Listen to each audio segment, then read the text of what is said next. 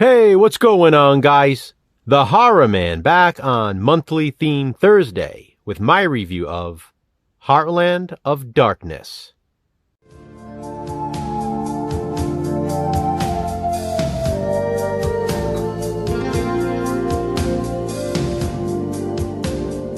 As announced last week, this month's theme is independent labels. Jason and I each picked a favorite and are reviewing movies from those labels. Obviously, as you can see, the label I picked is Visual Vengeance. I think I was pretty clear last week why I chose Visual Vengeance. Heartland of Darkness is another prime example of why I love this label so much. Shot in 1989 and originally intended to be released a year later in 1990 under the title Fallen Angels, Heartland of Darkness was shelved and lost for over 30 years. Then, in 2022, after finally being completed, Heartland of Darkness received its first official release by Visual Vengeance. The movie at one time was also known as Blood Church.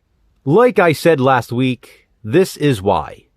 This is why I love Visual Vengeance. Heartland of Darkness, this rare horror obscurity, lost for over 3 decades, finally seeing the light of day on physical media, thanks to a company that cares. As a special feature, this Blu-ray even includes the complete 1990 workprint version of Fallen Angels. But more on the special features in just a bit.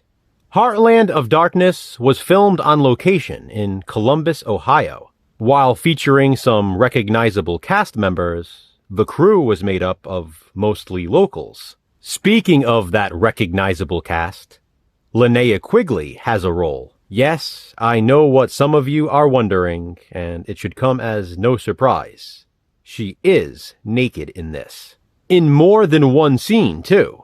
And we don't only get gratuitous nudity from her character. The other 2 female leads also get naked. Hey, what can I say? Horror films were like that back then. Single dad Paul Henson moves to Copperton, Ohio with his teenage daughter, Christine. He's the head of the Copperton Chronicle, the local newspaper. Paul hires a new secretary as well as a new reporter named Shannon. Meanwhile, Christine finds her new high school curriculum interesting. One of her teachers is Julia Francine, played by Linnea Quigley. Paul and Shannon's first story for the Chronicle comes to light quickly when a man's mutilated body is found in the local woods.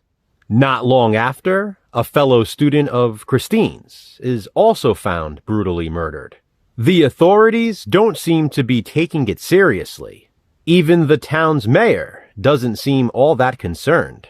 They chalk it up to drug-related homicides, but Paul knows better than that. He believes a satanic cult has taken over Copperton, all following the leadership of the town reverend. A reverend from another church who claims to have experience with such things joins Paul and Shannon in their investigation. But as the body count rises, no one is safe in Copperton. When Paul digs a little too deep and gets a little too close for comfort, Christine is kidnapped. Paul's own daughter will be the intended victim in a virgin sacrifice. He wanted to get Christine out of the big city, but ended up moving her to the Heartland of Darkness.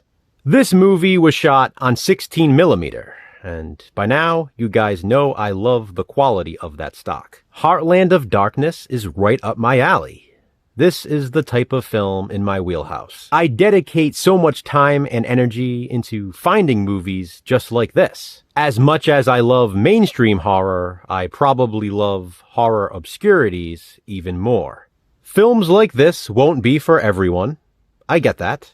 Some people need that Hollywood flair. But, as I've said in the past, there's a certain charm to them, and Heartland of Darkness is no exception. Heartland of Darkness is ambitious in its satanic cult storyline. Paul struggles to figure out who's involved. But the better question is, who isn't? At times, it feels like a slasher film. At others, it's like a vigilante action flick. Regardless of the subgenre of horror, there is plenty of visual vengeance to go around. The practical effects are awesome. When the victims are found, they are literally disemboweled. Another character gets his face blown off in graphic detail, and there's a really cool impalement. The film is pretty mean-spirited, too.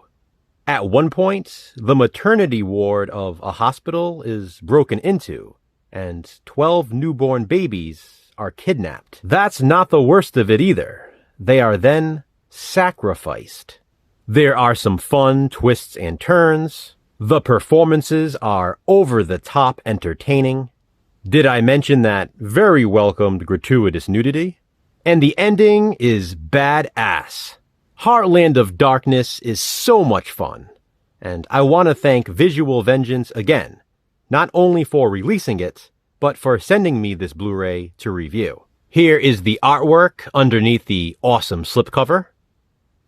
The reversible Blood Church artwork is also included. Inside the case, we get a poster, stickers, and a Heartland of Darkness prayer cloth.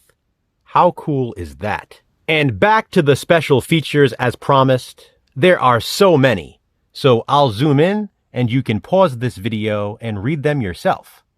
Obviously, I absolutely recommend Heartland of Darkness for those of you like me who appreciate this sort of thing.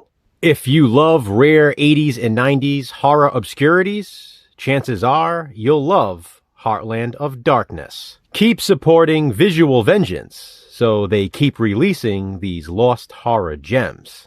As always, please be sure to check out Jason's video as well to see which movie he reviews from the independent label he selected for Monthly Theme Thursday. Have you seen Heartland of Darkness?